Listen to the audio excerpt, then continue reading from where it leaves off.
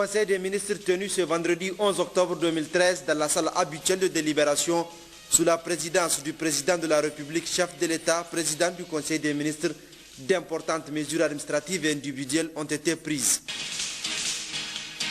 Plénière à l'hémicycle de l'Assemblée nationale, les parlementaires ont examiné et adopté le projet de loi portant deuxième rectification de la loi numéro 2012-04 du 20 décembre 2012 portant loi de finances pour l'année budgétaire 2013, 86 voix pour, 19 contre, 0 abstention à l'issue du vote.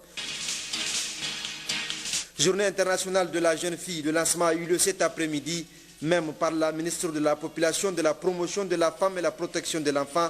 Innover en faveur de l'éducation a été le thème retenu cette année.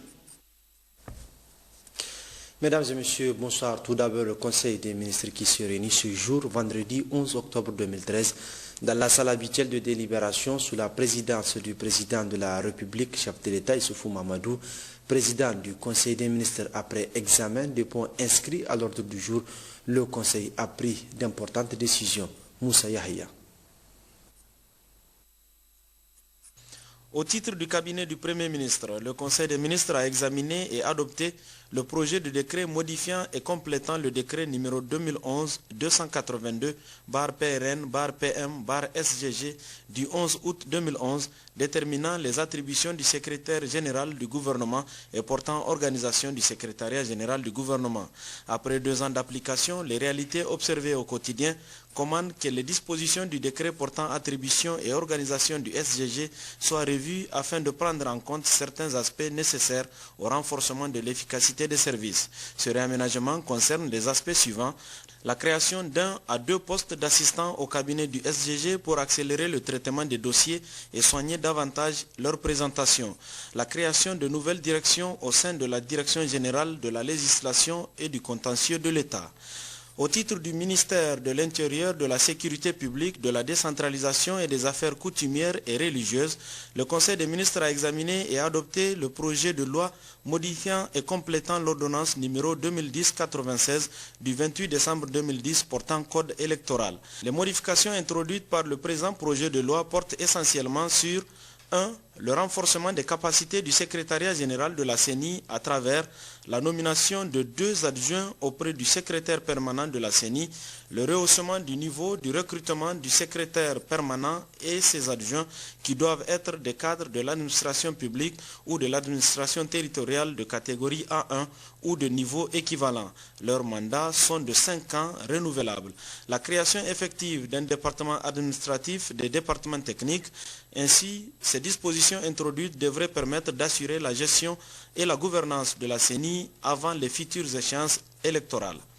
2. L'institution d'un fichier électoral biométrique à travers la création d'un Conseil national du fichier électoral biométrique composé uniquement de représentants de tous les partis politiques légalement reconnus.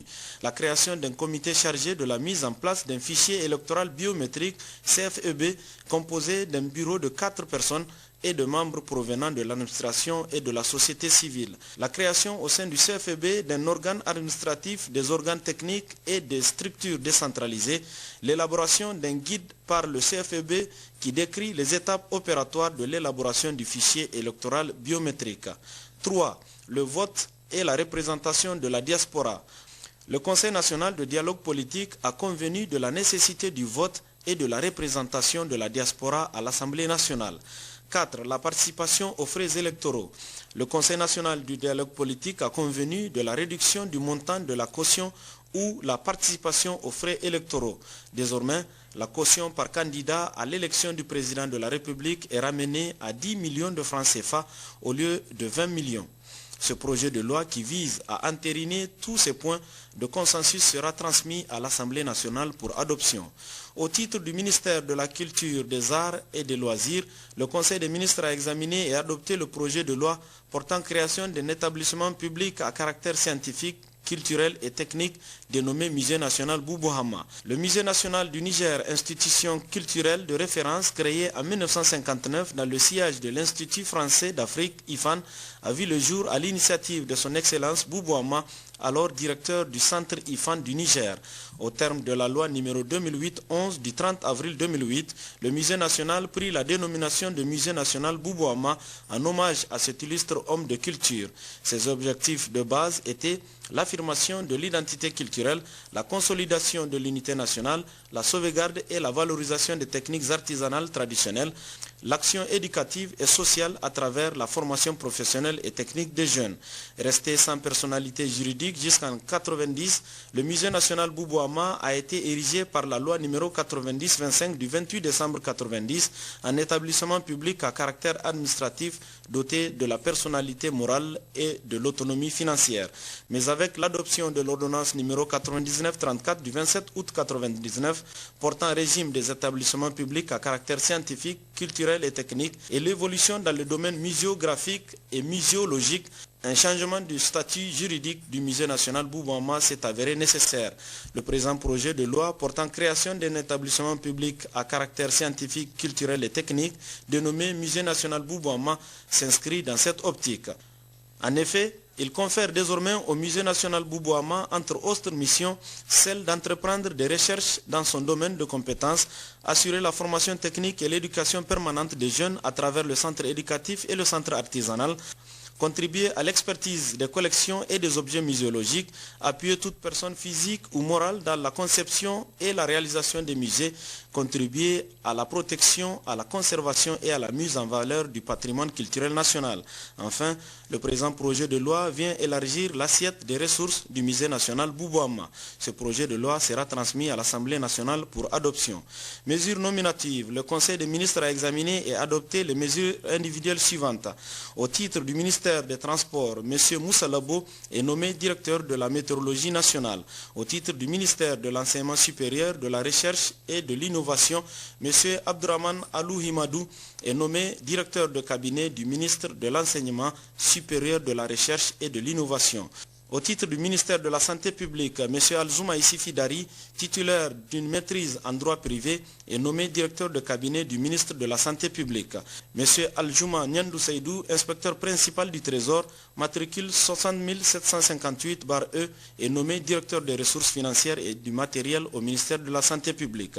Au titre du ministère de la Communication et des Relations avec les institutions, M. Seydou Soumana, titulaire d'un doctorat de 3e cycle en philosophie, est nommé directeur de cabinet du ministre de la Communication et des Relations avec les institutions. M. Eladji Akoli Dawel est nommé premier vice-président du Conseil économique, social et culturel CESOC. Mme Ngadenana Hadiza Nomakaka est nommée troisième vice-président du Conseil économique, social et culturel CESOC. M. Oudou Ambouka est nommé rapporteur au Conseil économique, social et culturel CESOC. M. Aboubakar Hama est nommé membre du Conseil économique, social et culturel CESOC. Communication. Le Conseil des ministres a entendu plusieurs communications. 2 communications du ministre de l'Urbanisme et du Logement. La première communication est relative à la situation du programme Niamey-Niala. Le programme Niamey-Niala est né de la volonté du président de la République, son Excellence M. Issoufou Mahamadou, qui, à l'occasion de son investiture le 7 avril 2011, exprimait ses ambitions pour la ville de Niamey en ces termes. Des programmes de logements sociaux seront lancés, ainsi que la restructuration de la ville de Niamey pour qu'elle soit de la digne capitale à laquelle les Nigériens ont toujours rêvé. Ce programme est articulé en 4 axes principaux: réunifier et rééquilibrer la ville, rendre la ville plus accueillante et plus agréable à vivre, accroître son accessibilité aux transports multimodaux, favoriser enfin son rayonnement de capitale politique culturelle ainsi que sa fonction de pôle économique régional. Suite à cette communication, le Conseil des ministres a demandé aux responsables chargés du dossier d'accélérer la mise en œuvre du programme en relation avec les ministères techniques concernés. La deuxième communication porte sur le programme de construction de logements sociaux de son Excellence, Monsieur le Président de la République. Au terme de cette communication qui a fait l'état de toutes les perspectives promoteuses qui se présentent dans le secteur, le Conseil des ministres a instruit le ministre d'accélérer le processus de mise en œuvre effective du programme. Une communication du ministre des Transports relative à l'élection d'un cadre du CNUT au poste de secrétaire général de l'Union des conseils des chargeurs africains UCCA. Le ministre a informé le Conseil des ministres des résultats des travaux de l'Assemblée générale élective de l'UCCA qui s'est tenue à Kinshasa en République démocratique du Congo le 3 octobre 2013. À l'issue du vote, notre compatriote Adamou Saleh Abdourahmane a été élu secrétaire général de l'ICCA au premier tour du scrutin. Le Conseil des ministres s'est réjoui de cette distinction qui honore notre pays et a souhaité plein succès aux récipiendaires. Une communication du ministre de l'Équipement relative à l'attribution des marchés d'études d'impact environnemental et social et des études techniques détaillées avec élaboration de dossiers d'appel d'offres pour les travaux de construction de la voie ferrée d'Osso-Niamey. Cette communication est faite à titre d'information en application des dispositions de l'arrêté numéro 143/CAB/PM/ARMP du 29 juin 2012 fixant les seuils dans le cadre de la passation et l'exécution des marchés publics et des délégations de services publics qui stipule à son article 8 que tout marché public dont le montant est égal ou supérieur à 500 millions de francs CFA doit faire l'objet d'une communication en Conseil des ministres de la part de la personne responsable du marché après attribution. Une communication du ministre des Postes, des Télécommunications et de l'Énergie numérique relative à la situation de Sahelcom. Suite à cette communication, le Conseil des ministres a autorisé le ministre à engager le processus d'ouverture du capital de Sahelcom. Deux communications de la ministre de l'Enseignement primaire, de l'alphabétisation, de la promotion des langues nationales et de l'éducation civique. La première communication porte sur l'organisation d'un forum sur l'alimentation scolaire au Niger du 23 au 24 octobre 2013 à Niamey. La ministre a informé le Conseil des ministres de la tenue d'un forum sur l'alimentation scolaire au Niger qui se tiendra du 23 au 24 octobre 2013 à Niamey avec comme thème central l'alimentation scolaire, un investissement pour notre avenir. La deuxième communication porte sur l'attribution des marchés de réimpression des manuels et guides de grammaire CECM. Cette communication est faite à titre d'information en application des dispositions de l'arrêté numéro 143/CAB/PM/ARMP du 29 juin 2012 fixant les seuils dans le cadre de la passation et l'exécution des marchés publics et des délégations des services publics qui stipule à son article 8 que tout marché public dont le montant est égal ou supérieur à 500 millions de francs CFA doit faire l'objet d'une communication en Conseil des ministres de la part de la personne responsable du marché après attribution. Une communication du ministre de l'Élevage sur la situation de la campagne agro-silvopastorale, hydraulique et nutritionnelle. Suite à cette communication qui montre que la campagne hivernale qui s'achève ne s'annonce pas comme de plus promoteuse, le Conseil des ministres a demandé aux ministres concernés de procéder au démarrage des activités hors saison hivernale, en particulier les cultures irriguées et ce, dans les meilleurs délais. Dans cette optique, des instructions ont été données à ces ministres afin qu'aucune rupture ne soit observée entre la fin de la campagne hivernale et le début de celle des cultures irriguées et des autres activités génératrices de revenus. Une communication conjointe du ministre de l'Emploi, du Travail et de la Sécurité sociale et du ministre des Enseignements professionnels et techniques relative à l'opérationnalisation de l'Office national de l'emploi et de la formation ONEF. À la suite de cette communication, le Conseil des ministres a demandé aux responsables concernés de prendre toutes les dispositions nécessaires pour rendre opérationnelle cette importante structure à travers la nomination de ses responsables et la mise à disposition des bureaux pour abriter ses services. L'ordre du jour étant épuisé, Son Excellence, Monsieur le Président de la République, a levé la séance. À la présidence de la République toujours, le président de la République, chef de l'État, Issoufou Mahamadou, président en exercice de la commission du bassin du lac Tchad, a reçu ce matin en audience l'ancien président du Nigeria, Olusegun Obasanjo, le député maire de Dori au Burkina Faso, Garba Diallo. À ces deux personnalités, le chef de l'État a confié la mission de mobilisation des fonds pour la mise en œuvre du plan quinquennal de la CBLT, dont dépendent plusieurs millions de personnes. Le président Obasanjo à la sortie d'audience. Je suis venu voir le président de la République par rapport à un certain nombre de questions. C'est la première fois que je viens ici depuis que le président a été élu. Utiliser cette opportunité pour le féliciter, aussi constater le travail qu'il est en train de faire pour stabiliser donc, sur le plan économique, politique et l'encourager. Mais je suis surtout venu par rapport à la question de lac Tchad. Si vous regardez la superficie qu'occupait le lac Tchad il y a 50 ans de cela, et vous comparez à ce à quoi ressemble le Tchad aujourd'hui, il est clair que d'ici 30 ans, il n'y aura aucune goutte d'eau dans ce cours d'eau. Cette situation n'est pas reluisante pour un cours d'eau qui a permis à a sauvé des milliers de vies humaines au Cameroun, au Niger, au Tchad. Quelque chose doit être fait et le président de la République, en tant que président en exercice de la CBLT, pour prévenir le désastre que constitue donc la disparition du lac Tchad, nos chefs d'État ont décidé donc de mettre en place un projet et moi j'ai été nommé comme président de ce comité pour essayer de faire la promotion du projet partout où besoin sera. À l'Assemblée nationale, les députés ont au cours de la séance plénière d'aujourd'hui examiné et adopté le projet de loi portant deuxième rectification de la loi numéro 2012-04 du 20 décembre 2012 portant loi de finances pour l'année budgétaire 2013 et le ministre délégué au budget a à l'occasion fourni d'amples explications. C'est ainsi que cette loi a été adoptée avec 86 voix pour, 19 contre et 0 abstention. Nous y reviendrons plus en détail dans notre édition de demain. Le Premier ministre chef du gouvernement, Brigitte Raffini, s'est entretenu cet après-midi avec l'ambassadeur de la Confédération suisse, Hans Rudolf, en séjour dans notre pays. Le Premier ministre m'a reçu parce que je suis ambassadeur en accréditation latérale et comme j'étais dans le pays en mission, il était gentil de me recevoir. Donc l'entretien s'est tenu sur les relations bilatérales qui, comme on sait, sont excellentes et en ce qui concerne la coopération, vont même augmenter ces prochaines années. La coopération dont vous peut-être pensez, la coopération, ce qu'on appelle coopération technique, nous sommes ici depuis 35 ans. Nous sommes spécialisés dans des domaines de décentralisation, de développement rural, mais aussi de santé, l'eau et éducation. Mais on n'a pas seulement ça, on a aussi une coopération bilatérale dans le sens général. On travaille ensemble dans le système des Nations Unies. D'ailleurs, comme vous savez très bien, le ministre des Affaires étrangères a juste été en Suisse pour une visite officielle la semaine passée.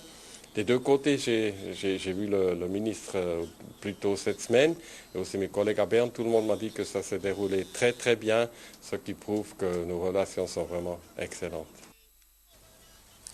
La ministre de la Population, Dr Mekibi Kadidjatou Dandobi, a procédé cet après-midi au Palais du Congrès au lancement de la Journée internationale de la jeune fille, une journée placée sous le haut patronage de la première dame Dr Malika Issoufou. C'était en présence de plusieurs membres du gouvernement, du corps diplomatique et de nombreux autres invités. Nous y reviendrons dans quelques instants. Et en prélude au lancement de ce moment même, à ce moment même, au Centre culturel franco-nigérien Jean Rouch de Niamey, du feuilleton radiophonique Aske Maganindougou, initié par la radio nationale Voix du Sahel, avec le concours de l'UNICEF, une de nos équipes a assisté hier aux répétitions des activités sélectionnées pour mener cette campagne en vue de préserver le droit de la jeune fille.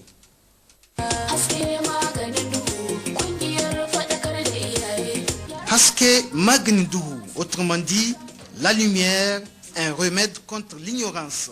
C'est ce titre plein de signification que la radio Voix du Sahel, ORTN, en partenariat avec l'UNICEF, ont attribué à ce nouveau feuilleton radiophonique. Un support approprié à la sensibilisation des parents et autres leaders coutumiers et politiques à la sauvegarde des droits de la femme et particulièrement de la jeune fille. Et la musique d'Andelin Soya, très prisée par la population, est mieux indiquée pour transmettre ce message. D'un feuilleton radiophonique qui traite de l'accès, n'est-ce pas, à l'information par la jeune fille, n'est-ce pas, un feuilleton qui est intitulé Haske Magnidou, qui traite de 3 thématiques différentes. Nous avons la thématique de la maltraitance, n'est-ce pas, et de la traite, n'est-ce pas, des filles. Nous avons aussi la thématique de la déscolarisation et du mariage forcé, et puis la thématique aussi des filles qui sont surexploitées. Comme le feuilleton lui-même, il va aller vers les villages, n'est-ce pas, tous les villages du Niger. Et il serait très bien, effectivement, d'aller avec le Dandelin Soya. Il s'agit essentiellement pour nous d'atteindre le public des jeunes filles adolescentes nigériennes parce que c'est un groupe social vulnérable. Donc ce qu'on veut, nous, c'est profiter de ce feuilleton, de l'engouement qu'on espère très grand autour du feuilleton, pour qu'on puisse donner à ces jeunes filles des informations utiles dans leur vie, qu'elles pourront utiliser pour régler leurs problèmes et mieux réaliser leurs droits. La jeune cantatrice nigérienne Fatih Niger et les jeunes chorégraphes nigériens sélectionnés de divers groupes ont su par leur talent transmettre merveilleusement ce message.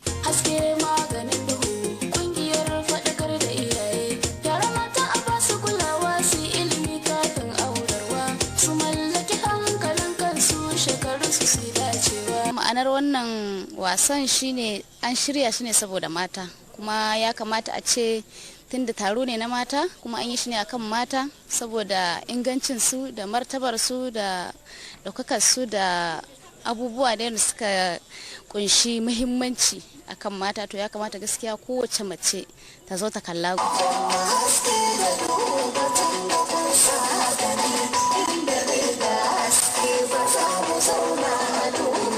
Ce magnifique spectacle lançant ce feuilleton, Haske Magnindougou bat son plein actuellement au CCFN Jean Rouge de Niamey et demain également au Centre culturel Oumar Ouganda de Niamey. Une véritable école à la défense des droits de la jeune fille. Un reportage de Moussa Hamani et Hamani Seni. Et le séjour des pèlerins nigériens se passe bien au niveau de la Mecque en Arabie Saoudite. Satisfaction de ces Nigériens en Terre Sainte. Il l'exprime à travers ses interviews, notamment sur les conditions d'hébergement. Par rapport à l'année dernière, vraiment, je trouve que c'est le même camp d'abord. Ça, c'est un. Et en plus de cela, le nombre qui est venu l'année dernière est nettement en deçà de celui de cette année. Parce que l'année dernière, on est presque à 15 000 pèlerins. Et cette année, on est à 12 000 pèlerins. Et que vraiment, en toute sincérité, ce que j'ai vu, surtout par rapport aux toilettes, vraiment, il y a eu une nette amélioration. Parce qu'il y a eu des nouvelles urinoirs et des nouveaux WC qu'ils ont eu à augmenter. Et je pense bien que, Inch'Allah, si vraiment nous y mettons nous-mêmes, nous les syndicats et les agences, pour une sensibilisation, surtout pour la propriété du camp, j'espère bien qu'on verra bien qu'il y a un changement. Je pense bien que ça sera respecté. Parce que vous savez, c'est quoi les couchettes? Les couchettes, c'est ce que nous avons payé. C'est en fonction de ce que nous avons payé, c'est en fonction des nombres que nous avons payés qu'on va nous donner les matelas. Donc nous, on pense bien que si ça a été respecté, en tout cas, je crois que vraiment c'est le meilleur âge qu'on fera cette année. Je suis optimiste vu compte tenu de ce que j'ai vu dans le bureau 31. Si les autres en font pareil, vraiment je suis sérieusement optimiste. Ouverture ce matin d'un atelier de sensibilisation de conseillers du Conseil économique, social et culturel, CESOC, notamment ceux de la Commission développement rural et environnement sur les changements climatiques. Cette formation permettra aux conseillers du CESOC d'être mieux outillés dans l'exercice de leur mission. Djouari Saka, à côté de Wakalasan. Cette sensibilisation sur le changement climatique des conseillers du CESOC élargie aux conseils régionaux vise à renforcer leurs capacités sur les questions liées au changement climatique et la promotion d'un développement résilient au changement climatique, à s'approprier des objectifs et résultats attendus. Le Niger est un pays qui est l'un des plus vulnérables par rapport aux impacts des changements climatiques, particulièrement sur les activités socio-économiques des populations, l'agriculture, l'élevage et l'environnement. Donc, d'une manière générale, l'objectif de cet atelier est d'outiller les conseillers parce qu'eux, ils sont appelés à donner des avis, à aider, à recommander à l'exécutif, particulièrement à l'endroit du président de la République et de l'Assemblée nationale, sur l'ensemble des questions des textes et lois régissant le fonctionnement de notre pays. Donc, en ce sens, la question environnementale doit être une des priorités de cette commission parce que c'est l'ensemble des avis et recommandations qu'ils auront à formuler qu'ils puissent mettre un accent particulier sur la question d'environnement, sur la question des changements climatiques en général. Plusieurs thèmes ont été développés par des spécialistes afin de permettre aux participants de mieux comprendre les enjeux des changements climatiques au Niger. L'ambassadeur de la Confédération suisse au Niger est en séjour donc dans notre pays. Il est au terme de sa visite dans la région d'Agadez. Après avoir effectué des visites et rencontré des autorités régionales d'Agadez, le diplomate suisse tire ici le bilan de son séjour. Je tenais beaucoup à venir voir une fois Agadez, ce qu'on fait ici, et puis je ne vous cache pas la renommée de cette ville mondialement. Si on a la possibilité d'aller à Agadez, on profite, et je n'étais pas déçu. Hier, on a fait des visites sur le champ. Les gens nous ont reçus très chaleureusement. Ici, je trouve, on peut discuter vraiment ouvertement. Je crois maintenant nous partons et nous sommes conscients quels sont les problèmes de la population, quels sont les problèmes de la région. J'étais aussi surpris de voir que même si on voit partout des puits, mais à la campagne, tout le monde nous dit nos priorités, c'est premièrement l'eau, tout le monde dit l'eau, puis santé, puis éducation. Et ce sont là aussi les priorités de la coopération suisse qui est depuis 35 ans déjà dans le pays. Donc ça c'est une de nos activités bilatérales plus importantes. Et en général, nos relations sont excellentes. Peut-être vous ne savez pas que le ministre des Affaires étrangères Bassoum a été en Suisse pour une visite la semaine passée. Ça s'est passé très très bien. Je l'ai vu mardi soir, il était très content. Je me considère un peu un spécialiste de la décentralisation et du fédéralisme. Je fais beaucoup de conférences à ce sujet. La Suisse en est un exemple de très très longue tradition. Et alors, j'ai déjà entendu beaucoup de la décentralisation. Maintenant, j'ai eu la chance de parler avec des gens qui ne sont pas à la capitale, mais des gens vraiment directement touchés. Et j'ai vu qu'il y a encore des questions à résoudre. Ça me semble pas impossible, c'est difficile, parce que c'est effectivement une question difficile. Pour moi, le plus important, ce que je dis toujours, on ne peut pas décentraliser les compétences si les fonds qui sont liés ne vont pas avec. Parce que exercer des tâches sans fonds, ça ne va pas. Avoir des fonds sans tâches, ça ne va pas non plus. Donc il est très important que parallèlement avec les tâches, il y ait aussi les fonds qui soient transférés aux unités qui doivent exercer ces tâches.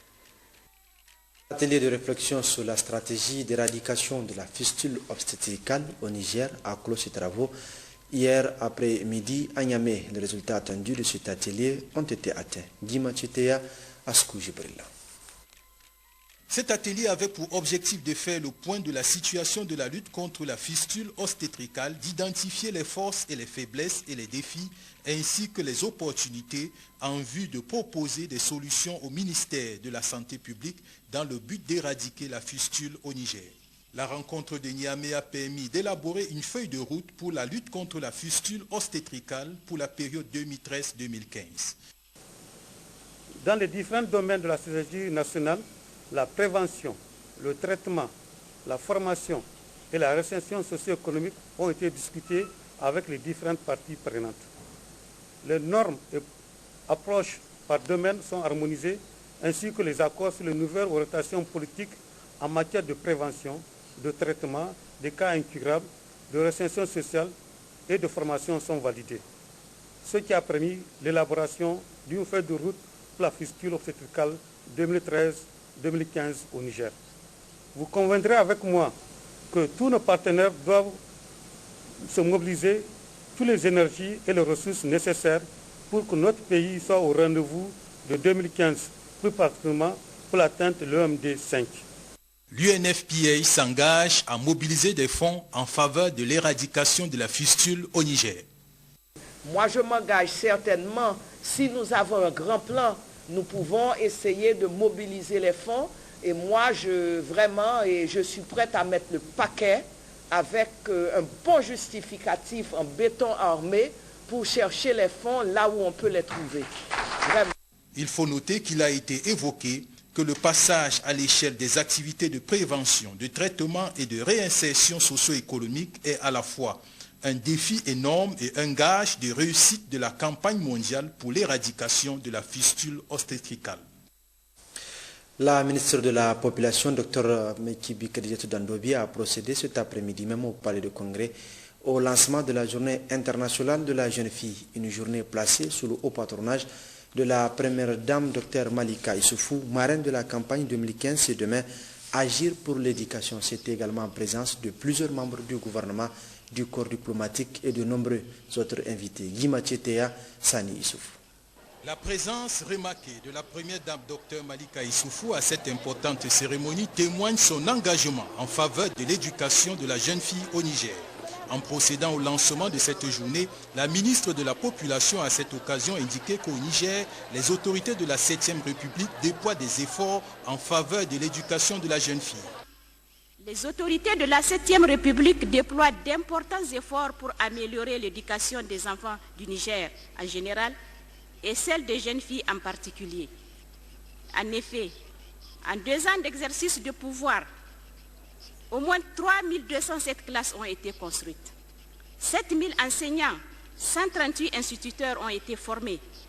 Des mesures incitatives pour l'éducation des jeunes filles ont été prises, pour ne citer que cela. En plus, dans sa déclaration de politique générale, le Premier ministre chef de gouvernement affirmait, je cite, « Concernant l'éducation du cycle de base 1, le pays se fixe comme objectif majeur la scolarisation universelle à l'horizon 2015, tout en mettant l'accent sur la qualité de l'éducation. » Mesdames et messieurs, malgré tous les efforts réalisés par les autorités et les partenaires au développement dans le domaine de l'éducation, beaucoup reste à faire.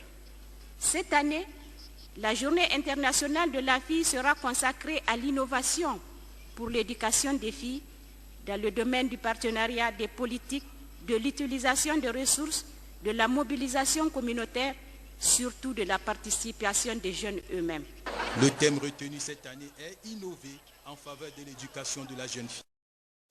Les partenaires techniques et financiers ont indiqué que 14% seulement des filles ont accès à l'éducation. Au Niger, 70% des filles de 10 à 14 ans et 90% des filles de 15 à 19 ans ne sont pas scolarisées. Tandis que c'est seulement 14% de la population féminine qui sont alphabétisées. La situation au Niger est d'autant plus préoccupante que le Niger a mis en place plusieurs dispositifs en faveur de la scolarisation de la jeune fille depuis des années. Mon propos n'est pas de faire le bilan de ces années d'action, mais il est de mon devoir, au nom des partenaires techniques et financiers, de rappeler à notre conscience la nécessité de redoubler d'efforts pour assurer l'instruction et l'éducation de toutes les filles du Niger. Le gouverneur de la région de Niamey a affirmé auparavant qu'il prend l'engagement de faire de l'éducation de la jeune fille une réussite dans sa région. Des jeunes filles qui ont eu la chance d'être scolarisées ont témoigné sur leur situation. Nous, jeunes filles en particulier, avons besoin de l'appui de toute la société pour grandir en faisant le choix d'un métier. Notons que cette journée internationale de la jeune fille a été organisée par le ministère de la Population en collaboration avec Plan Niger. Elle a été agrémentée par la présentation d'un sketch et d'un chant de la troupe Chawa sur les avantages de l'éducation de la jeune fille. 70 élèves issus de l'École nationale des sous-officiers d'actifs d'Agadez ont reçu leur galon après 2 années de formation. La sortie de la promotion a eu lieu au centre d'instruction de Tonibia. Cette 5e promotion est baptisée promotion sergent-chef Meizumbu Barmou. Seni Soumela Ibrahim, Mahamadou Adamou. Musique militaire, ordre ciré et hymne national. Cérémonial militaire oblige, le présent rassemblement consacre la sortie de la 5e promotion dénommée promotion sergent-chef Meizumbu Barmou d'élèves de l'École nationale des sous-officiers d'actifs d'Agadez. Ils étaient 70 dans les rangs, originaires du Bénin, du Burkina Faso, du Mali, de la République centrafricaine, du Sénégal, du Togo et du Niger bien entendu. Issus du recrutement direct ou semi-direct, à boucler ainsi 2 ans de formation à un métier qui les engage en tant que bouclier et glaive de la nation, à assurer la défense obstinée, acharnée de la patrie. Un métier à partir duquel ils écriront les chapitres de leurs propres mains, loin de regards inquisiteurs de leur encadreur, dira le chef de bataillon Rafiou Koulibaly, commandant de l'École nationale des sous-officiers d'actifs en guise de conseil à sa 5e promotion. Une promotion à laquelle il a finalement demandé de protéger la renommée de leur école par la justesse de leurs actes. Ce cérémonial devait se tenir à Agadez, mais compte tenu de l'état des infrastructures de l'école endommagées lors des événements terroristes du 23 mai 2013, ayant fait de nombreuses victimes, dont 3 dans les rangs des élèves sous-officiers d'active, il est délocalisé ici au centre d'instruction de Tondibia. Devant vous, en ce jour du 11 octobre 2013, nous, du Bénin, du Burkina, de la Centrafrique, du Mali, du Sénégal, du Togo, du Niger, du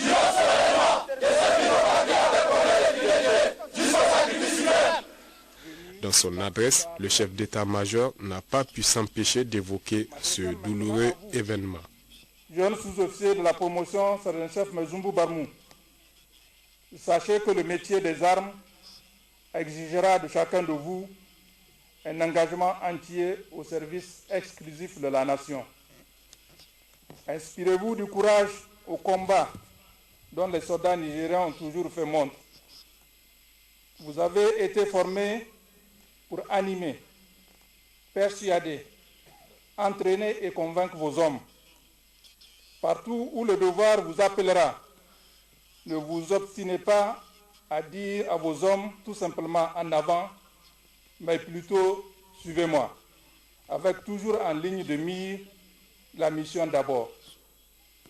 Gardez constamment présent à l'esprit les défis auxquels font face nos pays et qui ont pour nom terrorisme, trafic en tout genre, rébellion, banditisme. Le terrorisme, ce fléau mondial, vous l'avez vécu dans votre chair à Agadez. Soyez donc animés de courage et de détermination pour le combattre, afin que la mort de vos camarades, de vos frères d'armes, victimes des attentats du 23 mai dernier, ne reste impunie. Un peu avant, le commandant de l'École nationale des sous-officiers d'active d'exalter ces éléments a insufflé l'esprit de victoire à leurs hommes et de rester fidèles à la devise de leur école, s'instruire pour vaincre. À l'intérieur du pays, cérémonie de réception par le gouverneur de la région de Zender de classe latrine à Babloua dans la commune rurale de Walalewa, département de Tanout, et c'est un don de la société de raffinerie de Zender Soraz. Maria Meketa, Ali Abdou. Depuis la mise en service de la raffinerie en novembre 2011, c'est un rappel, la société de raffinage de Zender, la Soraz, avait pris l'engagement solennel en présence des leaders locaux de la région d'apporter de l'aide aux villages environnants. Une promesse tenue en témoigne la réception par le gouverneur Kalla Moutari qu'accompagnent les directeurs régionaux de cette salle de classe et d'un bloc de latrine de Babloua dans la commune rurale de Walalewa, département de Tanout, et entièrement financé et équipé par la Soraz. Au nombre des actions réalisées, l'on peut citer 11 bornes fontaines opérationnelles pour alimenter en eau les populations et leurs cheptels, de nombreuses requêtes satisfaites entre autres. Dans son budget 2013 et au regard de sa responsabilité sociale, la Soraz a construit une classe à Falanko, un centre de santé à Termini, un foyer féminin à Dakoussa et une classe à Walalewa, objet de la présente cérémonie. Occasion pour le préfet de Tanout, Mahama Oumarou, et le deuxième vice-maire de Walalewa, Habibou Yahya, de remercier cette société qui n'est pas à son premier geste avec, pour rappel, un don de 50 tonnes de mil au profit des victimes des inondations de l'année précédente de la dite commune. Ils se sont également réjouis du choix porté à leur commune par cette première sortie du gouverneur depuis sa prise de fonction. Pour le directeur général de la Soraz, cette œuvre s'inscrit dans l'esprit du partenariat gagnant-gagnant, moteur des relations sino-nigériennes. Sans éducation, sans scolarisation, point de développement, a dit Ziyang Zongde. Ainsi donc, l'appui à l'éducation est l'une des priorités de la Soraz et que cette classe permettra enfin aux enfants d'étudier dans des conditions acceptables. En remettant officiellement les clés, Yang Zongde a annoncé au gouverneur Kalla Moutari que les actions s'étendront au domaine de la santé, de l'agriculture et de l'hydraulique. Le clou de la cérémonie a été la découverte de la plaque et la visite de la classe. Un joyau offert par la SORAS aux populations de Babouloua. Hier, dans la commune rurale de Hamdallah, précisément au niveau du village de Berni, Kotondia, s'est tenu le forum zonal sur le budget participatif. La rencontre initiée par le programme d'appui à la décentralisation et à la bonne gouvernance, financé par la République fédérale d'Allemagne, a regroupé 7 villages de la zone. Elle a été dirigée par le maire de la commune rurale de Hamdallah, en présence des représentants du ministère en charge de la décentralisation et du PRODEC, Gérard Abdelaziz, Hamidou Abdoulaye. Au cours de ce forum zonal sur le budget participatif de la commune rurale de Hamdallah qui a eu lieu à Benin Kolondia, le maire de Hamdallah, les représentants du programme d'appui à la décentralisation et à la bonne gouvernance PRODEC en présence de ceux du ministère en charge de la décentralisation ont fait d'abord l'état des lieux des infrastructures existantes dans les villages concernés par la rencontre. Ils ont ensuite recensé par ordre de priorité les besoins et les potentialités de ces villages. Le forum a permis aussi aux populations de désigner les délégués qui vont les représenter pour les prochaines étapes du budget participatif de la dite commune rurale. L'initiative innovante et d'une grande importance a été saluée par le maire et les participants. J'avoue que le processus du budget participatif est un processus novateur à plus d'un titre, parce qu'initialement, pour élaborer le budget, l'exécutif communal se réunit dans un bureau peut-être à 3 ou 4 personnes pour décider des travaux à exécuter dans la commune. Mais la nouvelle approche participative que le PRODEC nous a choisi pour initier, qui consiste à impliquer davantage la population dans les décisions au niveau communal, et à plus d'un titre la bienvenue aussi bien au niveau du conseil municipal que de la population elle-même qui, depuis les assemblées générales de sensibilisation, ont affiché leur engouement total à cette nouvelle initiative. Il y aura la transparence d'abord par rapport aux activités menées de la mairie. Parce que dans le temps, nous ici, population de Benin Kolondia, nous versons donc ici les impôts et taxes. Donc nos parents ignorent dans quelle route, dans quelle voie sont-ils donc ici partir donc ici ces impôts et aussi ces taxes. Je pense qu'à partir d'aujourd'hui, tout un chacun, un bon citoyen, doit connaître d'abord les devoirs. Ses devoirs, afin donc ici de demander ses droits. Nous avons demandé donc ici quelque chose qu'on peut y avoir, mais il faut qu'il y ait l'appui même de la population. La commune rurale de Hamdallah, toujours avec l'appui du PRODEC financé par l'Allemagne, tiendra les autres forums zonaux en vue du forum communal. Ce dernier va évaluer de manière financière l'enveloppe qui couvrira les besoins prioritaires exprimés par les populations elles-mêmes. Dans le cadre du perfectionnement de la formation pilote en technique de réparation de téléphones portables, initié par le ministère des Enseignements professionnels et techniques, les apprenants du CFPT de la région de Dosso reçoivent des cours théoriques et pratiques dispensés par un expert indien. Salamatou Adamou, Harissou Garba.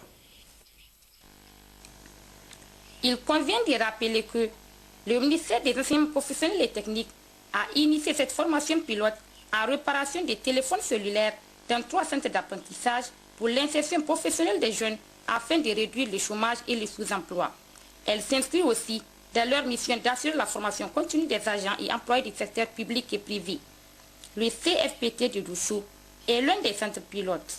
En effet, cette formation prévue pour 40 jours est à sa 29e journée. Et pour faire un rappel et une révision générale à ses apprenants, un expert de la Fondation indienne l'ESDEP est venu appuyer les formateurs nigériens pour perfectionner cette formation. M. Anand Kumar dispense des cours théoriques avec projection des films à l'appui pour expliquer les techniques de réparation et aussi assiste les apprenants dans l'atelier en cours pratique. Le formateur Rabbi Malin Issa, ingénieur en électricité, explique. Ici, c'est l'atelier de cours pratique. Donc, dans les différentes parties du cellulaire, chaque partie, nous faisons une heure de cours théorique sur le fonctionnement de la partie, comment tester les éléments de la partie, et comment circule les données dans cette partie. Maintenant, à la fin des cours théoriques, on vient dans l'atelier faire le cours pratique. Sur 22 chapitres prévus, nous sommes au 20e. Donc il reste pratiquement 2 chapitres. Maintenant, il y a des cours intensifs, des révisions qui vont se faire pour permettre aux apprenants de se préparer pour l'évaluation finale. Après la première évaluation à mi-parcours qu'on a fait, il y en a qui ont eu 19 semaines. Vraiment, les résultats obtenus montrent qu'ils sont très intéressés. Ces apprenants sont au nombre de 30 et ont été recrutés par tri dans les écoles de formation professionnelle et sur les marchés. Ils perçoivent chacun 1 000 francs par jour pour leur frais de taxi. Ces apprenants expriment leur sentiment de satisfaction. Non, mes sentiments, c'est que je suis vraiment heureux de bénéficier de cette formation. Parce que c'est une probabilité que parmi les 30 contrôles ici, la majorité seront bientôt opérationnels dans leur propre atelier. C'est ça la bonne nouvelle. Et je tiens aussi à remercier tous ceux qui ont contribué à la mise au point de cette formation. Vraiment, nous sommes très contents de recevoir cette formation parce que ça nous aide à apprendre aux enfants qui n'ont pas encore eu de place dans les établissements. Ça va nous diminuer les chômages. Précisons que cette formation est entièrement financée par le ministère des Enseignements professionnels et techniques qui a fait appel à la Fondation indienne l'ESDEP pour la supervision technique. À la fin de cette formation, il a été prévu que ces apprenants reçoivent des attestations de certification suivies d'un kit de matériel de réparation pour être compétitifs sur les marchés de la réparation du téléphone portable. Commémoration aujourd'hui également à Dosso de la journée internationale de la jeune fille couplée à la présentation du rapport mondial global sur la situation des filles. C'était sous la présidence du gouverneur de la région, Hannatou Ali Soumela et Harissou Garba. Parrainé par l'ONG Plan Niger, qui a mis à profit cette journée du 11 octobre pour présenter le rapport mondial de plan sur la situation des filles dans le monde en 2013, intitulé « Être adolescente en situation d'urgence, une double peine ». Cette journée, qui entre dans le cadre de la campagne internationale de plan « Parce que je suis une fille », prône l'égalité entre les sexes. Cette campagne a pour objectif de développer le capital humain des filles à l'aide des connaissances et compétences qui leur sont utiles dans la vie de tous les jours. Après la Fatia et une chanson de la troupe Bonferré dédiée à Plan, le responsable régional de Plan, Ismaël Amadou, a pris la parole pour remercier très vivement tous les participants à cette manifestation avant de dire que 65 millions de filles ne sont pas à l'école. Une adolescente sur 5 dans le monde n'a pas accès à l'éducation à cause des réalités quotidiennes telles que la pauvreté et la discrimination. Il est essentiel que nous unissions nos forces afin que les filles, à travers le travail de développement, reçoivent une éducation.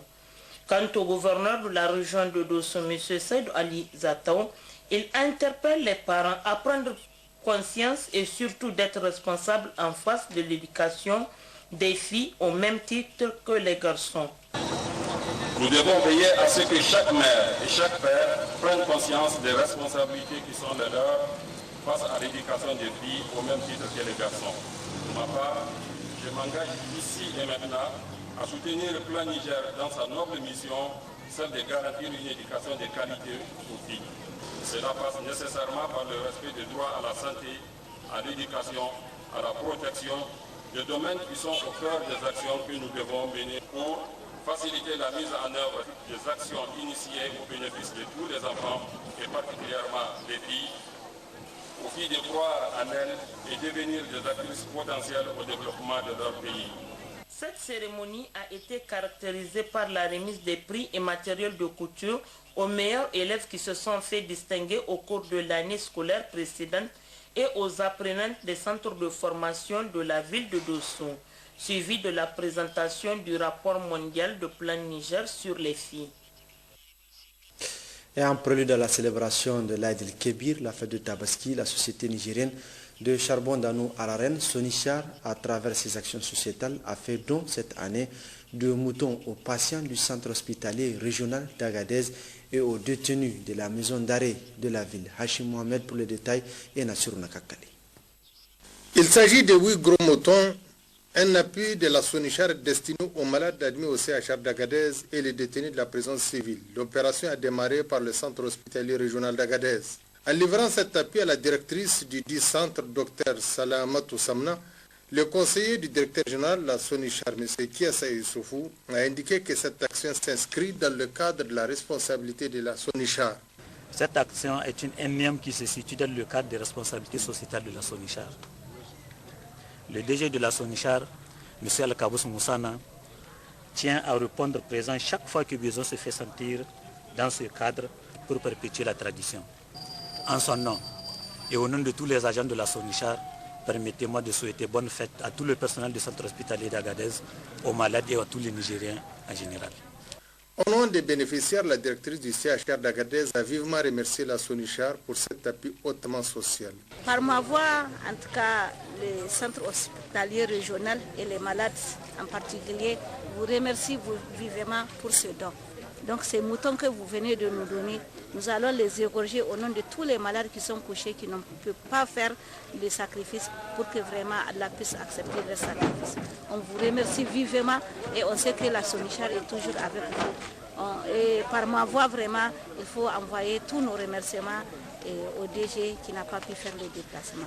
Même sentiment de reconnaissance du régisseur de la prison civile d'Agadez qui est réceptionné de son côté. Peu après l'hôpital, les moutons destinés à son établissement, le sous-lieutenant Issoufou Dodo. Nous vous remercions à travers ce geste qui n'est pas le premier, parce que m'a-t-on appris, chaque année que Dieu fait, vous avez toujours continué, n'est-ce pas, à faire ce geste à l'endroit de la population carcérale. Donc au nom de laquelle, je vous exprime toute notre reconnaissance et vous remercions très infiniment de ce geste qui nous va droit au cœur. N'est-ce pas? Donc ce geste est très significatif en ce sens que la population carcérale, comme beaucoup peut-être l'ont oublié, compte aussi parmi notre communauté. Et vous êtes de ceux-là qui ne les ont pas oubliés, n'est-ce pas? Donc ils vont retrouver les mêmes réjouissances que nous qui sommes en liberté à travers la fête de ces moutons-là. Donc, à ce niveau également, les représentants du directeur général de la Sonichar a retiré devant le personnel et un groupe de détenus les raisons profondes de cette action de Sonichar. Au nom du directeur général, de venir effectuer cette modeste opération qui consiste à remettre ces quelques moutons donc à l'occasion de la fête Tabaski aux détenus de votre camp. C'est une opération qui se situe dans le cadre de la responsabilité sociétale de la Sonichar. Et au gouvernorat de Niamey s'est terminé un atelier de sensibilisation du public sur l'utilisation sans risque des pesticides au Niger que le Comité national de gestion des pesticides CNGP a organisé avec l'appui financier du projet de productivité agricole en Afrique de l'Ouest et le projet d'urgence pour la sécurité alimentaire et le développement rural PUSADER. L'essentiel de ce mini-atelier avec nos reporters Gérard Abdelaziz et Issoufou Siliman. Selon les rapports de la Direction générale de la protection des végétaux, entre 1997 et 2011, en moyenne, 97 000 litres de pesticides ont été utilisés par an au Niger sur les cultures pluviales et en 2012, environ 1998 393 tonnes de végétaux et produits végétaux ont fait l'objet de contrôles phytosanitaires aux frontières et avec la mise en œuvre de l'initiative 3N, des quantités de plus en plus grandes de pesticides seront utilisées pour une meilleure protection des cultures et des denrées stockées. Malheureusement, l'utilisation de ces produits chimiques présente des risques pour la santé et l'environnement, d'où la nécessité de former et de sensibiliser le public sur la gestion sans risque de ces pesticides. Au niveau de la direction de la protection des végétaux, on a d'abord créé un comité national de gestion des pesticides. Ensuite, le comité a eu à élaborer un plan d'action pour l'année 2013, donc avec toutes les activités qu'on a programmées. Donc, le présent atelier s'inscrit dans ce cadre. Il y a d'abord une première étape. La première étape, c'est d'abord de faire des visites au niveau des périmètres, des distributeurs agréés ou pas de pesticides. Et ensuite, La deuxième étape, c'est d'être en salle, d'organiser un mini-atelier. Et donc, au cours de ce mini-atelier, on va d'abord présenter qu'est-ce que c'est qu'un pesticide, donc les notions de pesticides, qu'est-ce que c'est qu'une gestion sécuritaire des pesticides. Aïssa Seyni, secrétaire générale adjointe du gouvernorat de Niamey, s'est réjoui du passage de cette mission de formation et de sensibilisation sur la gestion sans risque dans sa région. Notez que toutes les régions du Niger ont été concernées par la mission. Clôture de la formation des formateurs régionaux sur le socle de protection sociale de la région de Niamey. Hier après-midi au siège du gouvernorat de Niamey, les formateurs régionaux ont reçu pendant 2 jours plusieurs modules de formation relatifs à la protection sociale qui permettra de mettre la politique nationale en matière de protection sociale au niveau des différents arrondissements de la région. Les détails avec Djouari Saka et Issoufou Suleiman. Cet atelier qui s'est tenu du 9 au 10 octobre avait pour mission principale de renforcer les capacités de partenaires impliqués dans la mise en œuvre de la politique nationale de protection sociale, ainsi que les réformes institutionnelles, mettre en place un cadre de concertation au niveau national déconcentré et décentralisé en vue de la prise en compte de la PNPS dans la budgétisation de PDC et les budgets nationaux de l'État. Au terme de cette formation, des recommandations et des résolutions ont été formulées par les participants. On formulé les résolutions et recommandations suivantes. Résolution. Les participants s'engagent à restituer les acquis de la formation dans leurs structures respectives dans un délai d'1 mois. Prendre toutes les dispositions nécessaires pour internaliser le contenu des modules pour être à la hauteur de leur mandat de formateurs régionaux capables de renforcer les capacités techniques des acteurs et partenaires communaux. Recommandations. Les participants recommandent aux formateurs régionaux sur le socle de protection sociale d'élaborer des termes de référence de concert avec les autorités communales et d'en rechercher les financements nécessaires pour la formation des autres acteurs départementaux et des communaux de la région dans le cadre de la mise en œuvre du PDS, de l'initiative 3N et de la PNPS.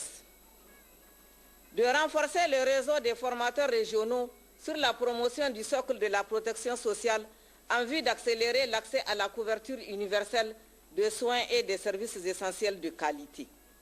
Ces 45 participants issus des élus locaux, des directions régionales, des organisations de la société civile, du secteur privé, des syndicats, des ONG et associations de développement ont été encouragés à poursuivre leur mission dans leurs différents services respectifs.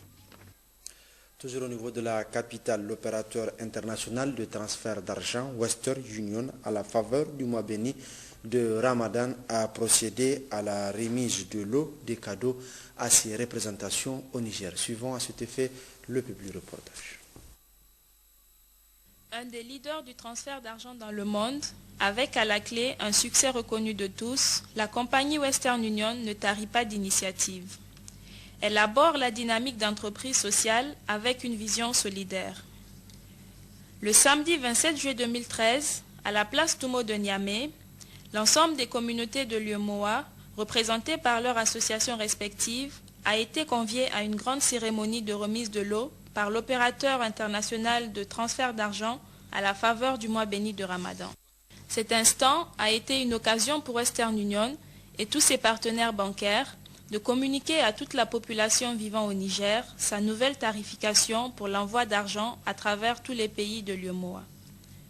En effet, il est désormais possible d'effectuer les envois dans tout le Niger et vers le Burkina Faso, le Togo, le Bénin, le Sénégal, la Côte d'Ivoire et la Guinée-Bissau à partir de la modique somme de 500 francs CFA. Les participants à cet événement n'ont pas tari d'éloges pour la compagnie. Je peux dire que Western Union, vous savez, plus en plus, ils rapprochent les uns à côté, les Nigériens, Burkinabés, tout le monde ensemble. Là, c'est quelque chose qui est bien, surtout avec leur prix qui a été vraiment en baisse. Là, moi, je suis une représentante, certes. Je peux dire même au Niger, je suis la première à vouloir faire Western Union jusqu'à certaines heures. Le moment que les banques ferment, nous, on est ouvert. Là, je peux vous dire que c'est quelque chose que vraiment qui me plaît et j'ai envie de faire. Et eux aussi, ils venaient de le faire ensemble parce que grouper tout le monde, c'est vraiment quelque chose qui est bien. Et on remercie toujours Western Union de faire plus encore. Le geste pour nous démontre l'amour, n'est-ce pas, que Western Union porte aux différents peuples afin d'être, ou bien qui leur permettent, n'est-ce pas, d'être en contact avec leurs différents parents. Et Western Union ici voudrait par ces gestes nous rapprocher de nos parents. Western Union voudrait d'autre part nous permettre, nous donner la facilité d'aider ou d'aller, n'est-ce pas, à l'entraide de nos parents en leur envoyant de l'argent à moins de coût. Western Union, moving money for better. Et du sport dans cette édition avec l'équipe nationale de football du Niger qui se prépare activement pour le tournoi de l'Union économique et monétaire ouest-africaine UEMOA, un tournoi qui va se tenir du 26 octobre au 2 novembre 2013 à Abidjan en Côte d'Ivoire. Nos reporters Askou Jibrila et Salamatou Amarijibo étaient hier au stade général Sénékounté pour assister aux préparatifs. Ils sont de retour sur la pelouse du stade général Sénékounté. Les joueurs du MENA, une semaine déjà, ont débuté les entraînements pour préparer le tournoi de solidarité de l'UEMOA, une compétition regroupant les joueurs locaux des 8 pays membres de l'UEMOA. Les entraînements se font 2 fois par jour. Nous avons des joueurs qui n'ont pas joué en championnat depuis un grand moment, puisque le championnat ici est arrêté depuis le mois de juillet. Donc il faut faire beaucoup d'entraînements pour rattraper un peu le temps perdu. On a fait du physique, on a fait de la musculation, on a fait aussi des jeux. Donc petit à petit, les joueurs vont retrouver la forme parce que quand il n'y a pas des matchs de championnat, forcément il manque un peu de rythme. Nous allons faire aussi un match amical pour préparer le tournoi de l'UEMOA où nous voulons, à la fin du mois d'octobre, présenter une équipe capable de remporter le tournoi. Nous allons aussi nous entraîner sur le synthétique parce que les matchs en Côte d'Ivoire vont se jouer dans des stades sur gazon synthétique. Donc on est obligé un peu de se préparer. On aura un stage au centre technique à partir du 17 octobre jusqu'au départ le 24 octobre à Abidjan. Les joueurs, tous aguerris pour ce genre de compétition, savent d'avance qu'ils doivent être au mieux de leur forme pour une bonne prestation. En ce moment, on a commencé le travail même. Ce n'est pas tous les joueurs qui sont venus, mais on a commencé bien aussi, mais j'espère que ça va passer bien. On espère être fin prêt pour le 27, pour le début du tournoi. Les favoris, bon, mais on ne doit pas se mettre en tête qu'on est favori. On doit mouiller le maillot et puis ramener un bon résultat, bon, et pourquoi pas essayer de ramener encore la coupe. Parce que le Niger a été à plusieurs reprises finaliste de ce tournoi, mais aussi détenteur de la Coupe UEMOA en 2010, le MENA a la lourde responsabilité de jouer tout au moins la finale. C'est là la vision des responsables de la Fédération nigérienne de football. On n'attend pas moins que la finale pour l'UEMOA. Parce que si vous êtes d'accord avec moi, un tournoi qu'on a eu déjà à jouer une fois la finale et à prendre même la coupe ici à Niamey. Donc le minimum de résultats qu'on va amener, le minimum c'est la finale. Si je dis la finale, ça peut être de ramener la coupe. On va pour ramener la coupe. Et il y a 25 joueurs présélectionnés. Actuellement, on doit avoir 23. Les 2 autres qui ne sont pas là, c'est les 2 qui jouent à l'extérieur qui seront qualifiés pour le tournoi UEMOA. C'est Maman Sissé et Halidou Garba qui se trouvent en Côte d'Ivoire. Le tournoi de l'UEMOA vise à créer un espace de brassage et de partage entre les peuples et la jeunesse des États membres de l'UEMOA. Et c'est un symbole d'un fort engagement pour le triomphe de la plus noble loi du sport, le fair play. Donc bonne chasse à l'équipe nationale du Niger. Et c'est la fin de cette édition. Merci de votre fidélité.